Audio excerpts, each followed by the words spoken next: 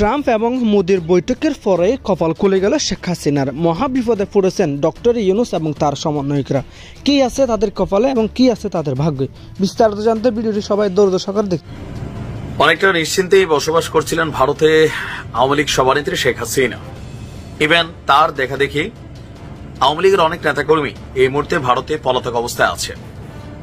সেখান থেকে বসে বাংলাদেশের রাজনীতি করছেন, নানান বক্তব্য দিচ্ছেন, ভাষণ দিচ্ছেন, আর সেগুলোকে কেন্দ্র করে 5ই ফেব্রুয়ারির মতন অনেক ধরনের ঘটনাও দেশে ঘটে গেছে। করেছেন তিনি হঠাৎ করে, একেবারে এক রাত বলা যাবে না, কয়েক ঘন্টার মধ্যেই তার ক্ষমতা এইভাবে শেষ হয়ে যাবে, এটা আসলে এখনো কেউ কল্পনা করতে গেলেও তার কাছে একটা অল্প কাহিনীর মতন মনে হয়। বিস্ময়ের ঘোর এখনো অনেকেই কাটাতে পারেনি হয়তো। ঘটনার সূত্রপাত কি ভাবে? মন্ত্রী জনাব নরেন্দ্র মোদী আমেরিকা সফর করেছেন। তার এই সফর নিয়ে অনেকেরই খুব মনোযোগ ছিল, বিশেষ করে বাংলাদেশে আওয়ামী লীগ এবং আওয়ামী লীগ সমর্থকদের। 20 জানুয়ারি যখন মোদী ক্ষমতা গ্রহণ করেন, তারও আগে যখন নির্বাচন হয় নভেম্বরের ফার্স্ট উইকে রেজাল্ট আসে, তখন সে কি আনন্দ, মানে আওয়ামী লীগের ঘরে ঘরে ঈদের মতো আনন্দ বা ঈদের চেয়ে অনেক বেশি আনন্দ ছিল কি নাকি ঘটে যায়। 20 তারিখের পর এবং এবার মোদী যাওয়ার পর হলো সর্বোচ্চ উৎসাহ উদ্দীপনায় তারা পৌঁছেছিল। এবং রেজাল্ট কি হলো? আসসালামু আলাইকুম রহমতুল্লাহ, সবাই কেমন আছেন? আশা করি সবাই অনেক অনেক ভালো এবং সুস্থ আছেন। সবাইকে স্বাগতম জানাচ্ছি আমাদের আরেক নতুন ভিডিওতে। প্রতিদিনের মতো আমি আপনাদের সিরিয়াত ফারুকি। আপনারা জানেন গতকালকে আমেরিকার প্রেসিডেন্ট ডোনাল্ড ট্রাম্পের সাথে দেখা করেছেন ভারতের প্রধানমন্ত্রী নরেন্দ্র মোদী। ডোনাল্ড ট্রাম্পের সাথে দেখা করার পরে সাক্ষাৎকারে হঠাৎ করে ডোনাল্ড ট্রাম্প বলতেছেন বাংলাদেশের দায়িত্ব দিয়েছেন অর্থাৎ নরেন্দ্র মোদীকে। এমন একটা বক্তব্যের পরে এটা নিয়ে সারা দেশে তীব্র সমালোচনা এবং সমালোচনা হচ্ছে যাচ্ছে। কি হতে যাচ্ছে তার সর্বশেষ আপডেট জানার জন্য আপনাদের আজকের ভিডিওটি, তার সবাইকে আমি অনুরোধ করবো আজকের ভিডিওটি অনেক অনেক গুরুত্বপূর্ণ, একটা লাইক দিয়ে সবাই ভিডিও দর্শক দেখতে থাকুন। আসলে কি ডক্টর ইউনূসের নোবেল প্রাইজ বাতিল হতে চলেছে, কি করতে চলেছে, সর্বশেষ বিস্তারিত দেখে আসে। অনেকটা নিশ্চিন্তেই বসবাস করছিলেন ভারতে আওয়ামী লীগ সভানেত্রী শেখ হাসিনা। ইভেন তার দেখা দেখি আওয়ামী লীগের অনেক নেতাকর্মী ভারতে পলাতক অবস্থায় আছে। সেখান থেকে বসে বাংলাদেশের রাজনীতি করছেন, নানান বক্তব্য দিচ্ছেন, ভাষণ দিচ্ছেন, আর সেগুলোকে কেন্দ্র করে ঘটনাও দেশে ঘটে গেছে। তো এর মাঝখানেও মোটামুটি একটা পজিটিভ অবস্থানে ছিলাম, কিন্তু গেল পরশুদিন থেকে হঠাৎ করে ভারতের বাতাসটা বদলাইতে শুরু করছে আমার মনে হচ্ছে। আয়নাঘর পরিদর্শন শেষে একজন সাংবাদিক গিয়া তিনি একটা তার ফেসবুকে স্ট্যাটাস দিলেন, এমনকি পাশাপাশি ভারতীয় গণমাধ্যমে একটা নিউজ করলেন। এটাও ছিল শেখ হাসিনার বিপরীতে। এরপর শশীধর, ভারতের খুবই প্রভাবশালী একজন কি বলা যায় পলিটিশিয়ান, তিনিও বললেন যে শেখ হাসিনার বক্তব্যগুলোর কারণে বাংলাদেশের সম্পর্ক নষ্ট হচ্ছে ভারতের সাথে। ভারতের সরকারের উচিত কোন দল বা ব্যক্তি গোষ্ঠীর বিপরীতে বাংলাদেশের জনগণের সাথে সম্পর্ক তৈরি করা। এর মাঝখানে আমরা যদি দেখি যে আজকে একজন সাংবাদিক যে বক্তব্য করেছেন, তারই বক্তব্যকে ঘিরে ভারতে অনেকটা তোলপাড়, অনেকটা বিপাকেও আছেন বাংলাদেশ আওয়ামী লীগের সভানেত্রী আর আওয়ামী লীগ দলটা। এখানে বলা হয়েছে যে আওয়ামী লীগকে দল হিসাবে ভারতের ক্ষমতাসীন বিজেপির বাংলাদেশি শাখা বলে মন্তব্য করেছেন কলকাতা এবং লন্ডন ভিত্তিক সাংবাদিক, গবেষক, অ্যাক্টিভিস্ট অর্ক ভাদুরি। তিনি নিজে তার ফেসবুক ওয়ালে একটা স্ট্যাটাস দিয়েছেন, আর তার এই স্ট্যাটাসটি মুহূর্তের মধ্যে সোশ্যাল মিডিয়া ভাইরাল। আর আমাদের সরকারের যিনি মানে প্রধান উপদেষ্টার প্রেস সচিব আছেন, যিনি প্রেস সেক্রেটারি শফিকুল আলম, তিনিও শেয়ার করেছেন। অর্ক ভাদুরির স্ট্যাটাসটা ছিল এরকম যে ভারতের প্রধানমন্ত্রী নরেন্দ্র মোদী আমেরিকায় গিয়েছেন, তাকে স্বাগত জানাতে বাংলাদেশ আওয়ামী লীগের মার্কিন যুক্তরাষ্ট্র শাখা ওয়েলকাম নরেন্দ্র মোদী লেখা ব্যানার নিয়ে জমায়েত করেছে। আওয়ামী লীগ ছাত্রলীগের অফিসিয়াল পেজ এই ভিডিওটি শেয়ার করেছে। ছাত্রলীগের পোস্টটি কমেন্ট সেকশনে আমি শেয়ার করেছি। তিনি বলছেন যে বিজেপি এবং আওয়ামী লীগ এখন আর আলাদা দুটি দল না, আওয়ামী লীগ বর্তমানে বিজেপির বাংলাদেশের শাখা। সেই কারণেই মোদীকে স্বাগত জানিয়ে ব্যানার হাতে আমেরিকায় জমায়েত করেছেন আওয়ামী লীগের নেতারা। এটা খুবই অসহায়ত্বের একটা ইস্যু। আসলে রাজনীতি বড় আলাদা জিনিস। ভারতের প্রধানমন্ত্রীকে স্বাগত জানাইতে আওয়ামী লীগের এই অ্যাক্টিভিটিস অবশ্যই এটাই বোঝায় যে নরেন্দ্র মোদীর প্রতি তাদের কি পরিমাণ ট্রাস্ট, আমি বরাবরই বলি বিএনপি দেখেন 16 বছরে আওয়ামী লীগকে মানে বাটে ফেলতে পারে নাই বা রাজপথ দখল নিতে পারে নাই। কেন? তারা আমেরিকারে বাবা মানত। এটা কিন্তু বাস্তব। ভাবতো আমেরিকা কিছু একটা করে দিবে। আমাদের ইনফ্লুয়েন্সাররা, অনলাইন কিংরা তারাও কিন্তু বলতো। তো আওয়ামী লীগ সবসময় তো আচ্ছা যাই হোক, মূল স্ট্যাটাসটা আরো আছে। সাংবাদিক লিখছেন যে হাজার হাজার আওয়ামী লীগ নেতা ভারতে আছে। আওয়ামী লীগের আইটি সেলের গুরুত্বপূর্ণ নেতা ভারতে এসে আরএসএস এর শীর্ষ নেতৃত্বের সাথে বৈঠক করতে গিয়েছেন। করতেই পারেন, এগুলো তাদের রাজনৈতিক সিদ্ধান্ত। প্রশ্ন হল, বিজেপির সিস্টার কনসার্ন হিসাবে ক্রিয়াশীল আওয়ামী লীগ কি আদৌ বাংলাদেশের রাজনীতিতে কামব্যাক করতে পারবে? সম্ভবত না। ইউনূস সরকারের বিরুদ্ধে ক্ষোভ আছে, ক্ষোভ আরো বাড়বে, কিন্তু তার সুফল আওয়ামী লীগ ঘরে তুলবে না, তুলবে অন্য রাজনৈতিক শক্তি। জুলাই আগস্টের ঘটনার পর তার বক্তব্য হচ্ছে যে আওয়ামী লীগের বিপদ আরো বাড়ছে। আওয়ামী লীগ নেতা মুজিবনগর সরকারের প্রধানমন্ত্রী তাজউদ্দিনের পুত্র সোহেল তাজ এই বিষয়ে যে পোস্ট করেছে কমেন্ট সেকশনে, এটিও শেয়ার করলাম, মানে আমাদের বরিশাল ভাই। এই দুরবস্থায় খোলাখুলি নরেন্দ্র মোদীর পক্ষে ব্যানার নিয়ে মিছিল করে আদৌ বিচক্ষণার পরিচয় আওয়ামী লীগ দিছে কিনা? না, দেয় নাই। এটা বলতে নিয়েছিলাম, আওয়ামী লীগের পুরো আস্থা চলে গেছে মোদীর পায়ের কাছে, যে ভারত রাজ ক্ষমতা এনে বসাই দিবে। বিএনপি আগে আমেরিকারে চাটতো, আর আওয়ামী লীগ এখন ভারতের চাটতেছে। জনগণের প্রতি তাদের আস্থা নাই, আস্থা বিদেশি বাবাদের কাছে। আর এজ এ রেজাল্ট বিএনপি 16 বছর ভুগছে, আওয়ামী লীগও এরকম লম্বা একটা সময় ভুগবে। দেখেন, জনগণই ক্ষমতার উৎস, জনগণই ক্ষমতার শক্তি। এগুলো প্রতিদিন রাজনৈতিক নেতারা বলে। খালি মাঠে সবাই গোল দিতে পারে, বিএনপি এখন দিচ্ছে না। ভাই, মানুষের অভাব নাই। কই ছিল এত বছর? আওয়ামী লীগের ভয় মাঠে নামে নাই। কারণ আওয়ামী লীগ কই গেছে? বিএনপির ডরে মাঠে নামে না, জামাতের ডরে নামে না, ইউনূসের ডরে নামে না। তারা জানে জনগণ তাদের পক্ষে নাই, এই জন্য বিদেশিদের কাছে ধর্ণা দেয়। আমার কাছে এগুলো ন্যাক্কারজনক ঘটনা মনে হয়, যে ভারতের, পাকিস্তানের, আমেরিকার, চীনের এদের ঠ্যাংচাইটা যদি ক্ষমতায় আসা লাগে, এদের ক্ষমতা মানে রাজনীতি না করাই ভালো এই দলগুলোর। জনগণকে প্রায়োরিটি দেন, জনগণকে মূল্যায়ন করেন। জনগণকে আমরা মূল্যায়নের ভাষা কি? যে এই দল ক্ষমতায় সে লুটপাট শুরু করি, এলাকার মানুষের থেকে চান্দাবাজি, বাজারহাটি যারা নেই দখল দেই, গাড়ি ড্রাইভার, সিএনজি ড্রাইভার, রিক্সাওয়ালা, ফকিন্নি, যে যেমনে পারি যারা লুট করার। তো জনগণ পক্ষে কেমনে থাকবো বলেন? লোকালি মানুষ তো বিরক্ত এগুলাতে, বছরের পর বছর কেন লুটপাটের খেলায়। এখনো কিন্তু বদলায় নাই আমাদের চরিত্র, এখনো বদলায় নাই। জনগণের পক্ষে কথা বলেন, জনগণের কল্যাণে কাজ করেন, ভালোর জন্য কাজ করেন, তাহলে জনগণ আপনার পক্ষে থাকবো। সুযোগ পেলে জনগণের মারা দিবেন, জনগণ পক্ষে থাকবে না, দলীয় সমর্থক ছাড়া। তো দলীয় সমর্থক সব দলেরই আছে, কিন্তু জনগণ থাকা লাগে পক্ষে। বিএনপির ছিল না কত লক্ষ লক্ষ কর্মী, জামাতেরও তো ছিল, জনগণ ছিল না। জনগণ যখন মাঠে নামছে পরিস্থিতি বদলাই গেছে। আওয়ামী লীগের শিক্ষা নেওয়া উচিত। শেখ হাসিনার পতন এখনো অনেকের কাছে বিস্ময়ের ব্যাপার। 17 বছর ধরে যেভাবে ক্ষমতার চর্চা করেছেন তিনি, হঠাৎ করে একেবারে এক রাত বলা যাবে না, কয়েক ঘন্টার মধ্যেই তার ক্ষমতা এইভাবে শেষ হয়ে যাবে, এটা আসলে এখনো কেউ কল্পনা করতে গেলেও তার কাছে একটা কল্পকাহিনীর মতন মনে হয়। বিস্ময়ের ঘোর এখনো অনেকেই কাটাতে পারেনি হয়তো। ঘটনার সূত্রপাত কিভাবে? জাতিসংঘের দলিল বলছে, হাসিনাকে আন্দোলন সম্পর্কে অবহিত করা হয়েছিল, তিনি পাত্তা দেননি। কেন পাত্তা দেননি জানেন? মানে ক্ষমতার চর্চা করতে করতে মানুষটা একেবারে অন্ধ হয়ে গিয়েছিল। সে মনে করেছিল যে আমৃত্যু তার ক্ষমতা থাকবে, এভাবেই চলবে, পুলিশ প্রশাসন তার হাতের মধ্যে আছে, সব জায়গায় তার পুলিশের 90% তার, আর্মির মধ্যে তার প্রভাব, বিজিবি, র্যাব, প্রশাসন, কে ছুটাবে? জনগণ। জনগণের গুম খুন হবে, তারপরে টিয়ার গ্যাসের সেল মারা হবে, জনগণের মধ্যে ঢুকাই দেওয়া হবে। আওয়ামী লীগ কিভাবে পারবে? পারবে না। অর্থাৎ শক্তিতে পারবে না জনগণ, এবং শক্তি দেখিয়ে, খাটিয়ে, ভয় দেখিয়ে তিনি ক্ষমতায় থাকবেন, এই ছিল তার মিথ। এই মিথটা হুট করে ভেঙে গেল।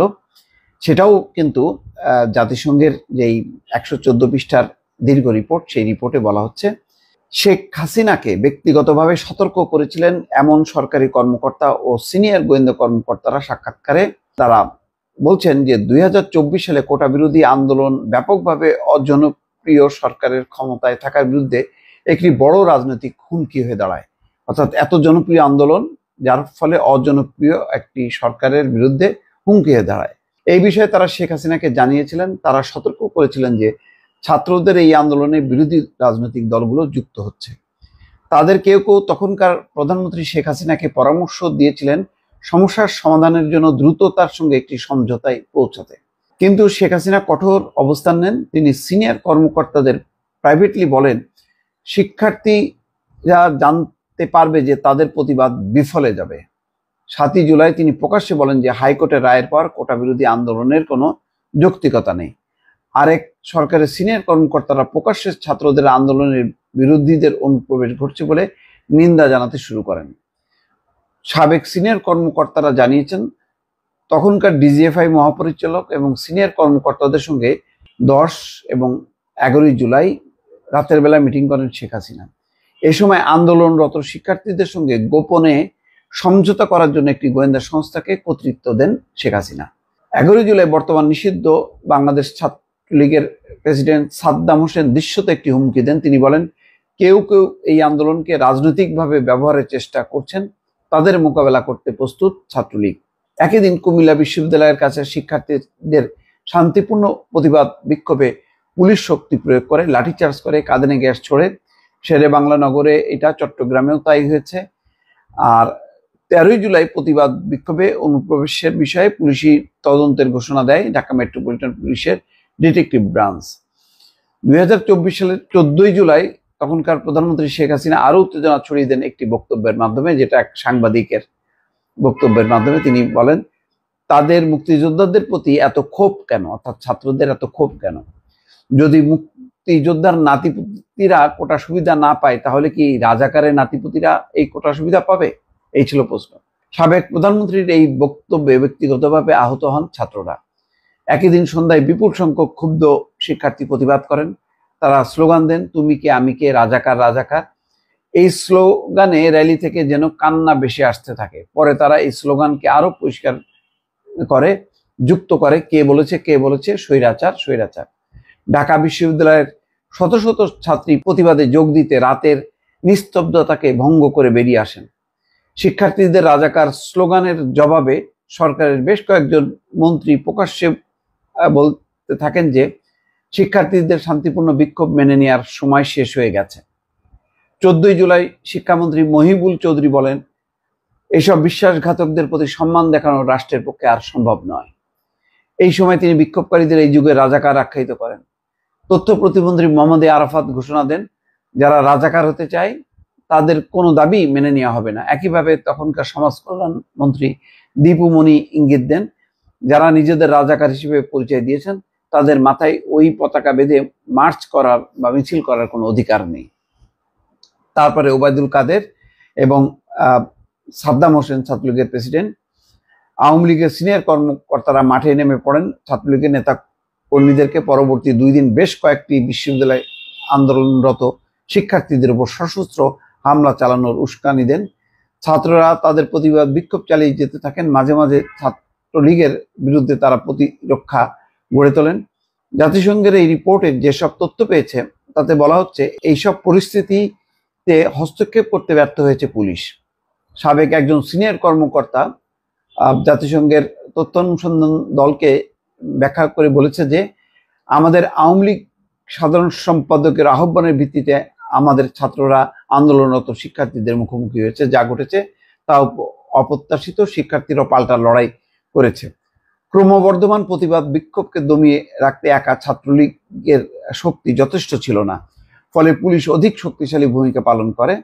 তারপরে ঘটনা তো মোটামুটি সবাই জানে যে, মোট কথা শুরু থেকেই শেখ হাসিনা তার ছিল। শিক্ষকরা তখন আমার আন্দোলনে ছিল, বলছে যে ঠিক আছে, তারা আন্দোলন করতে করতে ক্লান্ত হোক, তারপর দেখা যাবে। ছাত্রদের ব্যাপারে একটা উপেক্ষা, যে 24-এর নির্বাচনটা এইভাবে পার করার পর আমেরিকার পশ্চিমাদের ভ্রুকুটি উপেক্ষা করে তখন তিনি আর দেশীয় এই সমস্ত আন্দোলনকে তিনি পাত্তা দিচ্ছিলেন না।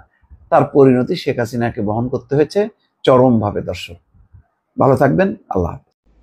ভারতের প্রধানমন্ত্রী জনাব নরেন্দ্র মোদী আমেরিকা সফর করেছেন। তার এই সফর নিয়ে অনেকেরই খুব মনোযোগ ছিল, বিশেষ করে বাংলাদেশে আওয়ামী লীগ এবং আওয়ামী লীগ সমর্থকদের। 20 জানুয়ারি যখন মোদী ক্ষমতা গ্রহণ করেন, বা তারও আগে যখন নির্বাচন হয় নভেম্বরের ফার্স্ট উইকে রেজাল্ট আসে, তখন সে কি আনন্দ, মানে আওয়ামী লীগের ঘরে ঘরে ঈদের মতো আনন্দ, বা ঈদের চেয়ে অনেক বেশি আনন্দ ছিল কি নাকি ঘটে যায়। সো 20 তারিখের পর এবং এবার মোদী যাওয়ার পর হলো সর্বোচ্চ উৎসাহ উদ্দীপনায় তারা পৌঁছেছিল। এবং রেজাল্ট কি হলো? গতকাল মোদির সাথে ট্রাম্পের মিটিং এর পর এক সাংবাদিকের এক প্রশ্নের জবাবে জনাব ট্রাম্প যা বলেছেন সেটা নিয়ে নানা রকম ব্যাখ্যা বিশ্লেষণ এসছে। নিজেও কথা বলেছি, শুধু আমাদের দেশে না, ভারতেও, মানে বাংলাদেশকে মোদির হাতে ছেড়ে দিয়েছেন ট্রাম্প, এরকম ভিডিও, প্রচুর আলোচনা ইন্ডিয়ার মিডিয়াতেও হচ্ছে। একেবারে অপ্রত্যাশিত নয়, গদি মিডিয়াতে এগুলো দীর্ঘদিন থেকেই হচ্ছিল। যাই হোক, আমরা একটু দেখতে চাই, বুঝতে চাই যে মোদি যে গেলেন আমেরিকাতে, সেই সফরটা তার জন্য কেমন হলো, এবং তার জন্য কেমন হলোর সাথে আসলে রিলেটেড হবে বাংলাদেশ প্রশ্নে তিনি যা করতে চান, তারা যা করতে চান, সেটা কতটুকু এফেক্টিভ হতে পারে। নিশ্চিতভাবে এটা মোদি ওখানকার তার অবস্থানের সাথেই রিলেটেড। আমরা একটু আগে সফরটা একটু দেখার চেষ্টা করি। সেটা হচ্ছে ট্রাম্পের আগেই মোদি দুজন অন্তত গুরুত্বপূর্ণ মানুষের সাথে আলোচনা করেছেন। একজন হচ্ছেন এলন মাস্ক, আর একজন হচ্ছে তুলসী গাবার্ড। এলন মাস্ক দেখা যখন করেছেন, মানে তিনি তার বাচ্চাদের নিয়ে গেছেন, মোদি নিয়ে গেছেন তার হাই প্রোফাইল অফিসিয়ালস, এবং মাস্কের বাচ্চারা, তাদের ন্যানিরা, এটা নিয়ে লোকজন প্রচুর হাসাহাসি করেছে, এবং এমন ছবিও দেখা গেছে বাচ্চারা খেলছে এবং দুজন সেটার দিকে তাকিয়ে আছেন। ফলে ইটস অ্যান ইন্ডিকেশন যে খুব গুরুত্বপূর্ণ কোনো আসলে আলোচনা হয় নাই, কারণ ন্যানিদের ক্যাটলিস্ট সামনে রেখে, তারা তো অ্যাডাল্ট, তাদেরকে সামনে রেখে কোনো গুরুত্বপূর্ণ আলোচনা হতে পারে না। সুতরাং মাস্ক এখন অতি পাওয়ারফুল, মানে ট্রাম্পের পর ডিফ্যাক্টো সেকেন্ড মোস্ট পাওয়ারফুল মানুষ। কেউ কেউ অবশ্য বলেও ফেলেন he is the most powerful, what ever.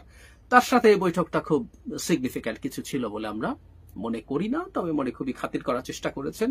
তিনি সেই গুজরাটের চিফ মিনিস্টার থাকার সময় থেকেই মাস্ককে চেনেন, ইত্যাদি ইত্যাদি, তার ইভি এই করবে সেই করবে, প্রচুর তেল মেরেছেন। খুব সিগনিফিক্যান্ট বলে আমি মনে করি না।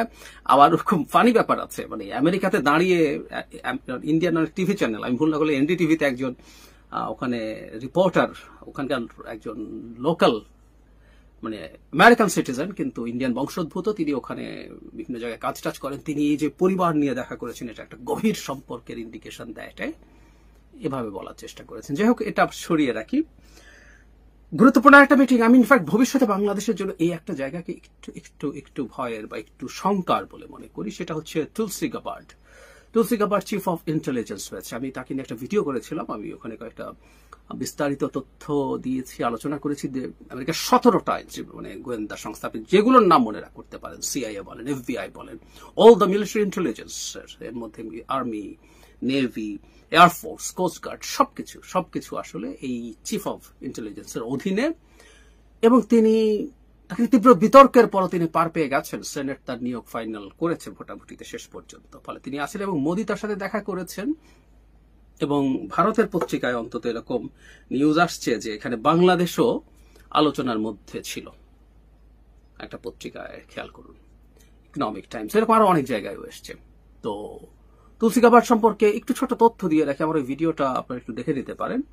মানে ইনি আসলে মানে হোয়াইট আমেরিকান, কিন্তু তার মা হিন্দু হয়ে গিয়েছিলেন, হিন্দু ধর্ম গ্রহণ করেছিলেন, পরে তার বাবাও করেন, উনি নিজের জন্ম থেকে হিন্দু, অত্যন্ত প্র্যাকটিসিং হিন্দু তারা। নট অনলি দ্যাট, বিজেপি করেন এরকম মনে হতে পারে তুলসীকে। উনি ভারতে গিয়ে মোদির সাথে ঝাড়ু দিয়ে এসছেন, মোদির প্রতি অত্যন্ত মুগ্ধতা তার আছে অনেক আগে থেকে। ইনি আগে ডেমোক্র্যাট ছিলেন, এখন রিপাবলিকান হয়েছেন। শুধু তাই না, 13 বা 14 সালে তিনি যখন বিয়ে করেন, মানে তখনও তেমন কিছু হননি, উনি একবার হাউস অব রিপ্রেজেন্টেটিভস এর মেম্বার হয়েছিলেন, কিন্তু তারও আগে রীতিমতো বিজেপির তখনকার জেনারেল সেক্রেটারি সম্ভবত রাম মাধব মোদির বার্তা নিয়ে গিয়েছিল। আমরা একটু হিসাবটা মিলিয়ে রাখবো। অনেক দিন থেকে তার সাথে এই সম্পর্ক রক্ষা করছেন এবং ঘটনাচক্রে খুবই পাওয়ারফুল জায়গায় আছেন। হতেই পারে বাংলাদেশে তার সাথে আলোচনা হয়েছে, এটা আমাদের একটু মাথায় রাখতে হবে আমাদের সাথে ভারতের কেমিস্ট্রি নিয়ে ভবিষ্যতের ক্ষেত্রে। এরপর ট্রাম্পের সাথে তার যা বৈঠক ছিল, সেই বৈঠকে আসলে কি হলো। দুজনের প্রেস কনফারেন্স আছে, হোয়াইট হাউস এটাকে আপলোড করেছে পুরোটা, এবং মোদি নিজেও করেছেন। মোদির স্পিচটা হিন্দিতে, কিন্তু আমি হোয়াইট হাউসেরটা শুনেছি, যারা হিন্দি কম বোঝেন তারা ওখানে তারটা ইংলিশে বলা আছে, সুতরাং শুনে নিতে পারেন। দুজন প্রথম দুটো বক্তৃতা দেয়, তারপর কিছু প্রশ্ন নেওয়া হয়। স্বাভাবিকভাবে যেটা হয়, কিছু সৌজন্যের কথাবার্তা হয়, খুব সিগনিফিক্যান্ট অনেক কিছু যে হয়েছে। আমি ওদের জয়েন্ট যে স্টেটমেন্ট সেটাও দেখেছি, অনেকগুলো ভাগে ভাগ করা, ডিফেন্সে কি করবে তারা, ট্রেড অ্যান্ড বিজনেসে কি করবে তারা, টেকনোলজিতে কি করবে, অনেক অনেক গুরুত্বপূর্ণ কিছু হবে তা না। তবে আবার একই সাথে ভারত যেহেতু তাদের এই অঞ্চলের খুব গুরুত্বপূর্ণ একজন পার্টনার, ভারতের সাথে সেই পার্টনারশিপগুলোর কথা আছে। জনাব ট্রাম্প ভারতের প্রশংসা করেছেন, ভারতের কাছে জিনিসপত্র বেচতে চেয়েছেন, কিন্তু তার যে মূল জায়গায় সেই জায়গায় কিন্তু তিনি কঠোর ছিলেন। যেমন ধরি আমরা, খুব ক্লিয়ারলি তিনি ট্রেড অ্যাবিউজার বলেছেন ভারতকে, যে ভারতের ট্যারিফ ইজ সো টাফ, এবং উনি উদাহরণ দিয়েছেন যে তাদের ভেহিক্যালের উপরে যে 70% ট্যারিফ দেওয়া আছে সেটা হলে তাদের এটা ব্যবসা করতে পারবে না। এবং ট্রাম্প ইদানিং যে কথাটা সবার ক্ষেত্রে ব্যবহার করেন সেটা মোদীকেও স্মরণ করিয়ে দিয়েছেন, এতেও অতি বন্ধুটন্ধু অত বাছবিচার উনি করেননি। সেটা হচ্ছে রেসিপ্রোকাল ট্রেড অ্যান্ড ট্যারিফ, আমরা পারস্পরিকভাবে তুমি আমার সাথে যা করবে আমি তোমার সাথে তা করব। সুতরাং আমেরিকার পক্ষ থেকে ভারতের অনেক কিছুতে ট্যারিফ বসার সম্ভাবনা আছে যদি জনাব মোদী এগুলো না সরান। যদিও তারা আমেরিকা থেকে তেল গ্যাস কিনবে, এটা আমেরিকার জন্য একটা বড় ব্যবসার জায়গা এবং খুব গুরুত্বপূর্ণ কয়েকটা সিদ্ধান্ত হয়েছে। একটা হচ্ছে F-35 ফাইটার বিক্রি করতে চায় আমেরিকার ইন্ডিয়ার কাছে, এটা একটা সিগনিফিক্যান্ট ব্যাপার। খুবই নেটো কিছু দেশের কাছে আছে এবং এর বাইরেও আমেরিকার খুব স্ট্রং অ্যালাইজ নেটোর বাইরে, যেমন অস্ট্রেলিয়া, জাপান, সাউথ কোরিয়া, এরকম ইসরায়েল, এদের কাছে F-35 আছে। সো ভারত F-35 যদি পায় সেটা তার জন্য খুব গুরুত্বপূর্ণ বিষয় হবে, এটা একটা সিগনিফিক্যান্ট বিষয়। এবং নিউক্লিয়ার পাওয়ার প্ল্যান্টের ব্যাপারে আলোচনা হয়েছে। জনাব ট্রাম্প বিশেষ করে এখন ওই যে আমরা জানি নিশ্চয়ই যে আর্টিফিশিয়াল ইন্টেলিজেন্স প্রচুর পাওয়ার কনজিউম করে এই কালে। এখন দেখা যাচ্ছে একটা তথ্য এরকম আছে যে কোনো একটা গুগল সার্চে আমরা সার্চ দিয়ে কোনো ডেটা পেতে যে পরিমাণ পাওয়ার কনজাম্পশন হয় তার অন্তত 10 গুণ হয় চ্যাট জিপিটিকে দিয়ে একই তথ্য আমরা খুঁজতে গেলে। ফলে যেটা হয়েছে, এখন অনেক বড় বড় কোম্পানি নিজেদের power plant, nuclear power plant এবং modular power plant, smaller sized, এবং আমরা জানি সম্ভবত আমেরিকাতে যে দুর্ঘটনা হয়েছিল, বিশ্বে যে একটা পারমাণবিক বিদ্যুৎ কেন্দ্রের দুর্ঘটনার জন্য কুখ্যাত America 3 Miles island nuclear power plant, সেটা আবার নতুন করে চালু করার কথা হচ্ছে এবং অনেক কোম্পানি এখন নিজে নিজে এটা করতে চাইছে। সো ভারতের সাথে এই ধরনের প্রযুক্তি তারা শেয়ার করবেন বলে বলছেন। শুধু সেটা না, আর্টিফিশিয়াল ইন্টেলিজেন্স সহ অন্যান্য টেকনোলজির ইস্যুতে তারা কথা বলবেন, সেগুলো এসছে। অবৈধ অভিবাসী নিয়ে প্রশ্ন করা হয়েছিল, তখন ট্রাম্প আসলে এই ব্যাপারে কোনো ছাড় দেননি। মোদীকে জিজ্ঞেস করা হয়েছিল, মোদী এটার জন্য শুধুমাত্র যাওয়া না, তার হিউম্যান ট্রাফিকিং এর যে চেইন আছে, হালকা একটু আমেরিকাকেও দায় দিলেন যে তোমাদের ওখানে ওইটা রুট আছে, এগুলো সরাতে হবে ইত্যাদি ইত্যাদি। খুব ভালো মতো একটা তেল দিয়েছেন এভাবে বলতে পারি। মোদির এই জিনিসটা ফানি লেগেছে আমার কাছে। মেক আমেরিকা গ্রেট অ্যাগেইন, মাগা উনি বলছেন, আর উনি করতে চান make India great again, MIGA. বলছেন মাগা আর মিগা যদি যোগ হয় মেগা হয়ে যাবে, এটা গ্লোবালি ইত্যাদি ইত্যাদি ইত্যাদি অনেক কিছু হবে। যাই হোক, এসব হলো খুব বেশি ভালো কিছু, খুব, এবং বারবার বলছি we have to C the body language, সেটা দেখতে হবে। সেটা খুব ভালো কিছু ছিল না। তবে একটা জায়গা যেটা আমাদের জন্য কিছুটা অ্যালার্মিং এবং এই জায়গাতে আমাদের জন্য সমস্যা সামনে আসতে পারে, সেটা হচ্ছে দুজনই বলছেন, এবং এটা ট্রাম্পের মুখ থেকে এসছে, তারা radical Islamic terrorism combinedly fight করবেন। এই কথা ট্রাম্প বলেছেন, ভেরি স্ট্রংলি বলেছেন, এটা একটু মাথায় রাখবো। আর বাংলাদেশ ইস্যুতে যেটা হয়েছে এটা নিয়ে গতকাল কথা বলেছি, কিন্তু এখানে একটা জিনিস একটু ইম্পর্টেন্ট, সেটা হলো ভারতের পররাষ্ট্র সচিব যে কথা বলেছেন সেটা আমি একটু পড়ি। যে বৈঠকের পর যখন জানতে চাওয়া হয়, পরবর্তী সময় দুই নেতার বৈঠক নিয়ে কথা বলেন পররাষ্ট্র সচিব বিক্রম মিশ্রি। এক সাংবাদিক তার কাছে বাংলাদেশ বিষয়ে আমি প্রধানমন্ত্রীর উপরে ছেড়ে দেব, ট্রাম্পের এই বক্তব্যের ব্যাখ্যা জানতে চান। মিস্ত্রি বিষয়টি সরাসরি কোনো উত্তর না দিয়ে বলেন, বাংলাদেশ নিয়ে আমরা যা বলবো, দুই নেতার আলোচনায় বাংলাদেশ প্রসঙ্গ ছিল। প্রধানমন্ত্রী তার মতামত জানিয়েছেন, প্রকৃতপক্ষে বাংলাদেশের সাম্প্রতিক ঘটনাবলী ভারতীয় পরিস্থিতি কিভাবে দেখছে সে বিষয়ে তিনি তার উদ্বেগ জানিয়েছেন। বিক্রম মিশ্রি আরো বলেন, আমি মনে করি, আমরা আশা করি বাংলাদেশের পরিস্থিতি এমন একটি দিকে এগিয়ে যাবে যেখানে আমরা তাদের সাথে একটি গঠনমূলক ও স্থিতিশীল উপায়ে সম্পর্ক চালিয়ে যেতে পারি। তবে সেই পরিস্থিতি নিয়ে উদ্বেগ আছে, আর প্রধানমন্ত্রী সেসব মতামত প্রেসিডেন্ট ট্রাম্পকে জানিয়েছেন, গাবার্টকেও জানিয়েছেন, ট্রাম্পকেও জানিয়েছেন, জানাতেই পারেন। তবে সংবাদ সম্মেলনে, এবং একটু বলি আসবো এটা আগে, সংবাদ সম্মেলনে আসলে প্রশ্নটা পরিকল্পিতভাবে করা হয়েছে। একজন ভারতীয় সাংবাদিক, এটা আসছিলই না, করা হয়েছে, এবং আমরা ধারণা করি যে ভারতের এটা পরিকল্পনাই ছিল ট্রাম্পের মুখ দিয়ে কিছু কথা বের করা, কিন্তু যে কথাটা বের করেছে এবং যেভাবে বের হয়েছে এটা হিতে বিপরীতই হলো। আর ভারতকে রিজিওনাল চৌকিদারি দেওয়া হচ্ছে বা রিজিওনাল সিকিউরিটি দেওয়া হচ্ছে, এগুলো অন্তত ফর্মালি যদি জয়েন্ট কমিউনিকে বা স্টেটমেন্টে থাকতো তাহলেও মনে হতো এক সময় যেটা ছিল যে আমেরিকা ভারতের চোখ দিয়ে বাংলাদেশকে দেখতে চায়, সেটাও টু সাম এক্সটেন্ট এস্টাবলিশড হতো না, সেটাও কিছু হয় নাই। সুতরাং ফর্মালি অন্তত কিছু হয় নাই। মোদি গায়ে পড়ে নানান কথা বলতেই পারেন, তার ক্ষোভ আছে, সমস্যা আছে, এই হলো মোটা দাগে ব্যাপার। এখন আমাদের যেটা দেখতে হবে সেটা হচ্ছে আমরা আসলে কিভাবে দেখবো তার এই ব্যাপারটাকে। এখন খুব বেশি অর্জন ভারতের, মানে অনেকে মনে করছিল যে আমেরিকার সাথে গিয়ে উনি লাইসেন্স নিয়ে আসবে, এরপর বাংলাদেশের উপরে যে কোনো কিছু পারলে যুদ্ধ শুরু করে দিতে পারবে। এরকম কিছু হয় নাই, এরকম কিছু আসলে হওয়ার কথাও ছিল না। যতটুকু বরং আমেরিকার মুখ থেকে বের করার সম্ভাবনা ছিল সেটাও হয় নাই, এটা একদম ক্লিয়ার।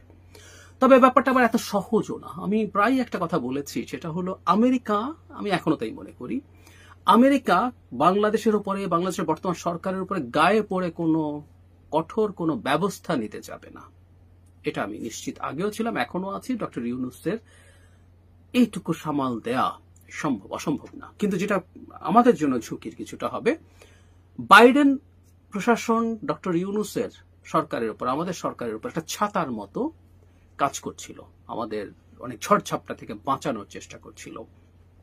এই জায়গাটা সরে গেল, ফলে ভারত তার মতো করে তার জায়গা থেকে বাংলাদেশের সাথে নেগেটিভ বা কোয়ার্সিভ স্টেপস যদি নিতে চায়, অনেক ক্ষেত্রে সে পেরে উঠবে হয়তো।